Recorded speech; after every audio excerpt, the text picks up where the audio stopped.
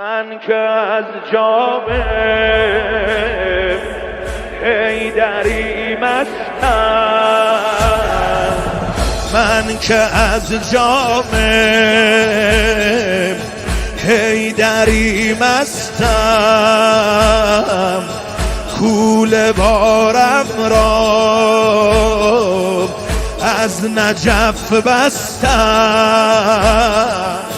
شوق مرتضی زدم دل بر این جاده، صراط مستقیم من شد همین جاده، میخونم با شعر از ایوون نجف با شاه مشرقین، لبیک یا حسین لبیک یا حسین،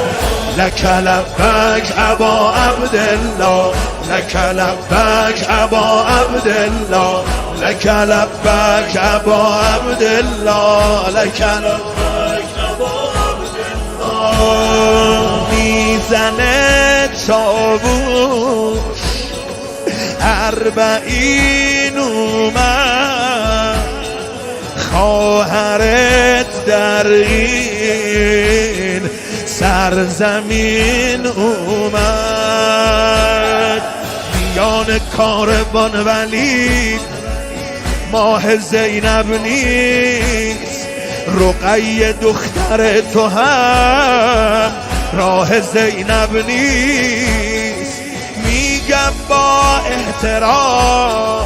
هر لحظه صبح و شام، ای ماه نیره لبیک یا حسین لبیک یا حسین،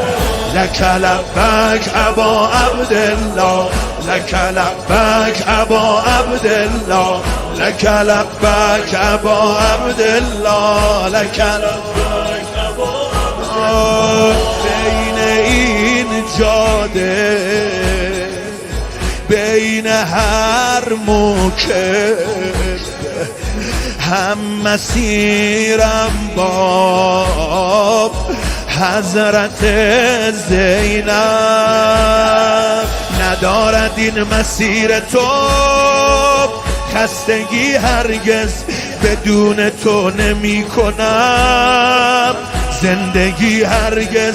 بدون تو نمی کنم زندگی، هرگز ذکر لبهای من دین و دنیای من، ای عشق زینب لبیک یا حسین لبیک یا حسین، لک لبیک ابا عبدالله، لک لبیک ابا عبدالله، لک لبیک ابا عبدالله، لک لبیک